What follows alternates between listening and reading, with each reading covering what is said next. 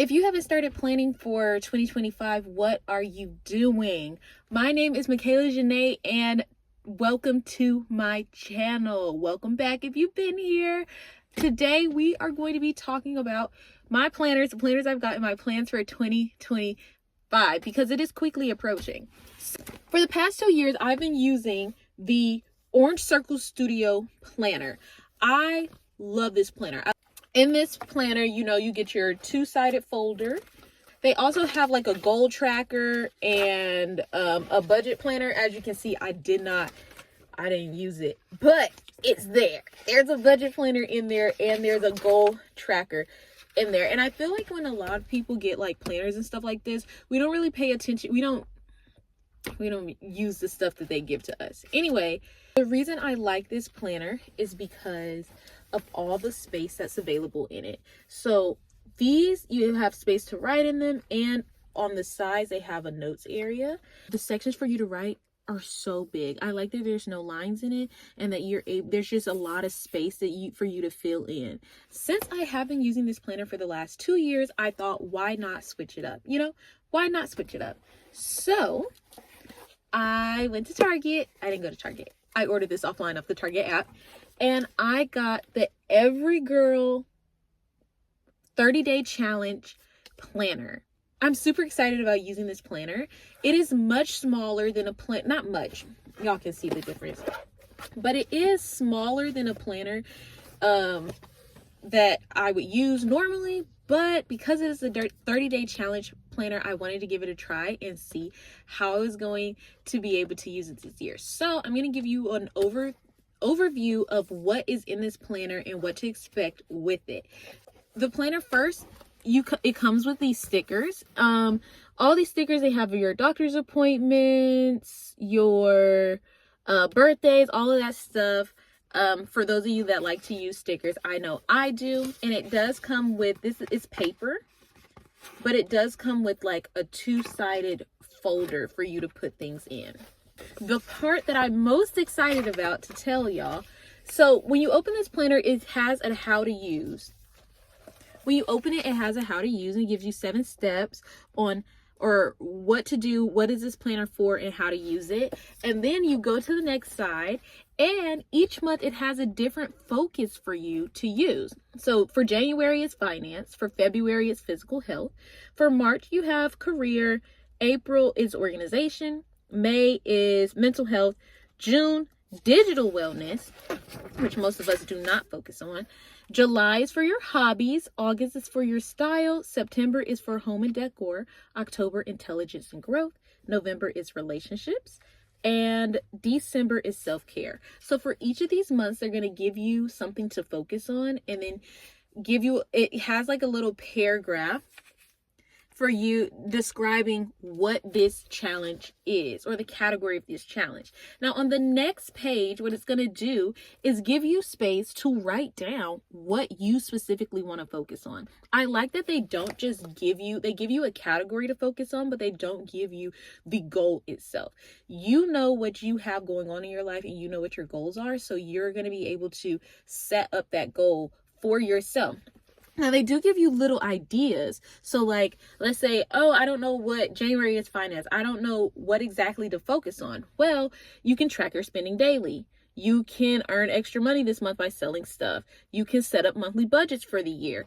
And that could be your goal for this month. That could be the challenge that you're going to do for the next 30 days. And you get to set it right here. For each of them, you set your own. They have this tab at the end that's called My Challenges. And so once you get back here, they give you 10 different steps on getting started, different tips on how to get started with this planner. Now, one of my favorite tips that they give is prepare for the roadblocks. I think that a lot of times when we are planning our New Year's resolutions, or we're setting up goals, or we're making our vision boards, we don't necessarily prepare ourselves for the roadblocks that may come in our way, which is why people, their New Year's resolutions, they don't finish it and they're done with it by February because work may get in the way, or you thought you were going to be able to, you got injured and now you can't work out how you thought you were going to work out, or something didn't go your way. But if you prepare for the roadblocks, what are the possible situations or scenarios? Okay, maybe it's going to be raining, so I'm not going to be able to run like I thought I was going to run. Or maybe this, what is a detour that I can take to still stay on track and finish up with my goal? I think that that's really good. Like, I like that, because a lot of times we get stuck. Like, I know for me, I get stuck. If I start something and I'm going really well with it and I'm on track and then something doesn't go my way, like videos, for instance. Y'all have not seen a video from me in a while. And it's because I was doing videos every week. And then out of, like, my computer was saying there wasn't enough. I'm taking this off. My computer was saying there wasn't enough storage. It was just, and then I tried to upload it through my phone and that wasn't working. And so, like, I kind of got discouraged and was like, you know what? But yeah, so I think that a lot of times we don't prepare for the roadblocks that are going to get in our way when planning our goals. And that is what distracts people. And that's what makes people not want to keep going and continue. And so that's what I think. Like, that's one of my favorite things. Another thing, let me actually just go through it. So it says begin where you are. You do not have to start making your plans and all of that stuff based on where you see other people are. If you know you don't have it, or you can't go running in your neighborhood, if you know that you can't, you're not going to be able to save $5,000 or $3,000 by the end of the month, or even by the end of the year, then set a realistic goal for you. How much can you save? What can you do? You have to start where you are. Don't try to be too ambitious and think of, oh, well, this is what. No, start where you are. What can you do with what you have? The next step is be realistic. That's also with that. You have to choose a reasonable goal for yourself. Like I said before, don't try to save $1 million by the end of the year and you're not even making $400 a week. Like, you're not even making $400 a week and you think you're gonna be able to save $1 million by the end of the year. Please be realistic. Please, please, please, please be realistic. Sorry, y'all. I keep looking at myself and not at the camera. Sorry. Anyway, limit time spent. A lot of times in January, we get so overzealous and we just do. And we get burned out. And you're like, I don't really want to do this anymore. So if it's something that you want to do, spend 30 minutes doing it, 20 minutes doing it. It says here anywhere from 5 to 30 minutes.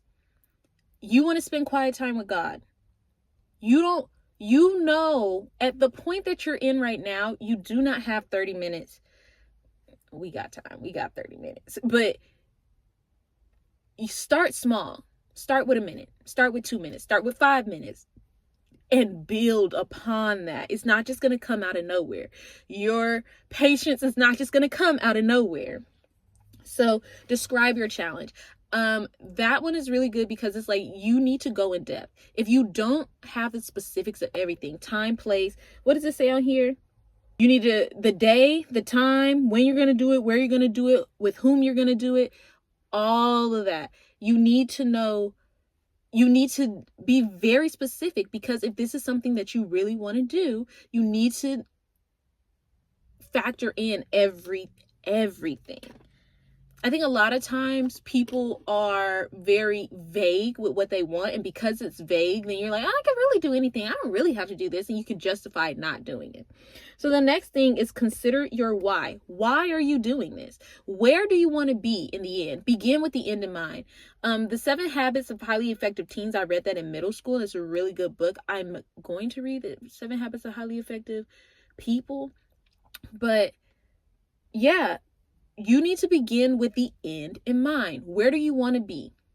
Okay, you got where you want to be. Take the steps to get there. Why do you want to be there? If a why is the determining factor, I feel like that's the reason why so many people fail history in college. A lot of people fail history in college because you don't understand why you're taking it. You're like, I took this in middle school. I learned this in high school. Why am I taking a history class? That's not even near my major. Like, so why do I have to learn about this stuff that's not really going to pertain to anything that I do in life? And because you don't have a why, you don't have the motivation to complete it. So start with your why. Define your action steps. Like I said, you need to know, you need to be specific. Set yourself up for success so you can create the conditions. If you know you want to go walking every day before work, but you work at 8 a.m. and you can't wake up earlier than that, maybe start going to bed before 10 o'clock at night, before 11 o'clock, before 12 o'clock, before 1 a.m. in the morning. Go to bed. You need to take the steps. So set yourself up for success. Okay, prepare for the roadblocks. Obstacles are going to get in your way. There's no way around it. Life is life. Life is not dependent on anything that you do. Life is life. Life is going to get in the way because it is what it is. You are not in control of anything but yourself. So you can't control the weather. You can't control what other people are going to do. You can only control you. And because you can only control you, there are going to be things that potentially look like, oh, you can't go. There's going to be things blocking the road to where you need to go. Find a detour. Prepare the detour. Okay, if this happens, this is how I'm going to do it. If this happens, this is how I'm going to do it. Track your daily actions. So I'm about to get to this, but you're going to write down when you do what you do so you can keep up with it. Because if you lose track of if you did it here and if you did it, then you're just going to forget about it and be like, well, it doesn't matter. I can't even stay consistent. So I'm not even, like, you get to start discouraged quickly. And reflect and learn, which is what we're going to talk about as well. So here for the step that says track your daily actions. So here's what they have in the back of the book for your goals. So you're going to write, this is your 30-day challenge. The challenge description. So what are you challenging yourself to? Your reason for doing it. That's your why. Action steps for success. Not just, it needs to be, this is what I'm going to do. Those are action steps. What can you do physically? Action, moving towards. Obstacles to overcome. What you learned from doing this challenge. And then it has a 30-day tracker. You write down each day something that you did towards your goal. And then what I am loving about this is at the end of the month, it tells you, you get to write what you learned from your goal. This is your reflecting. So your personal wins for the month, your important goals that you met for the month, your key purchases that you made. And this is really important. How you can improve, what you learned, ways you took care of yourself, what you're grateful for, and goals for next month. I really like this because it gives you time to reflect on the steps that you took, the things that you did, and you can say, okay, here's how I can be better. Okay, well, I didn't really factor in this. I didn't think about this, but here's what I can do to continue it. Because after 30 days, these habits are just going to disappear. You're not going to stop doing them. You want to continue with them. It's just 30 days of getting started. Other things that are in this are, so here is they have lines on the calendar so you can write little different things. They have your to-do list and all of that there. And this is what each page looks like. So it's lines, and I still think it has a lot of space because you can write what you're doing and then your to-do list. Another thing that I love about this so far is this. At the top of each week, they have a little tip. So it says, schedule all your necessary doctor's, dentist appointments for the year. And they have little tips like that. Like one of them says, write down one nice thing about yourself every day. And these are things that you don't have to do, but they're tips for things that you could do to get towards your goal. In 2025, we are bettering ourselves. I don't want to get to the end of the year next year and look back, what did I do? What really did I do? How did I improve? How did I grow? And come up with no answers. I want to get to the end of next year and be like, look, I did something. I improved. I got somewhere. I created lifelong habits that I want to move forward in. So I'm asking you all to join me in this challenge, get you a 30-day challenge planner, and let's do this together. Let's meet up at the end of each, not in person. Let's talk at the end of each month and discuss, let's get our life together. Let's move forward. Let's elevate ourselves and become who we have been created to become, because life is a process. Nobody is going to be perfect ever. And there's always ways and rooms to improve. Why not do a guided? Now, some of y'all may be in a place where you don't need a guided journal, but me, routine is where it's at for me. I do well in routine, and this is going to help me to create a routine to a better life. So I'm asking you to join me in this routine. Another thing that I'm doing, another challenge that I'm doing for 2025 is the 100 envelope saving challenge. My brother got me this, and I'm super excited to do it. So basically what it is, let's see, is you get different envelopes that have numbers on them, and you mark off how much you put in there. By the end of it, you should save $5,050. So this is for a year. I'm doing this till the end of the year.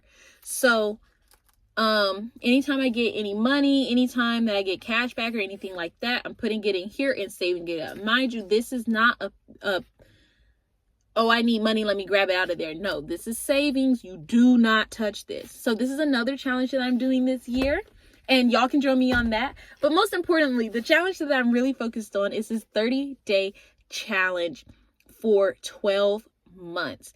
And I'm really excited to do it. And if you guys want to join me on that, please join me. If you would like to get this, I got it for $27 at Target. It might be cheaper if you go in person. I don't know, because I bought it on the app. So I paid $27 plus some change or whatnot. And which is really not that expensive for a planner. And yeah, if you want to join me on this challenge, comment down below, I'm in, and let's do this together. Make sure you like this video and subscribe, and I will see y'all next time. Bye. You know, God's plan. This lady just walked up to our house. But I'm like, hold on. There's a lady outside our house. Give me 1 second.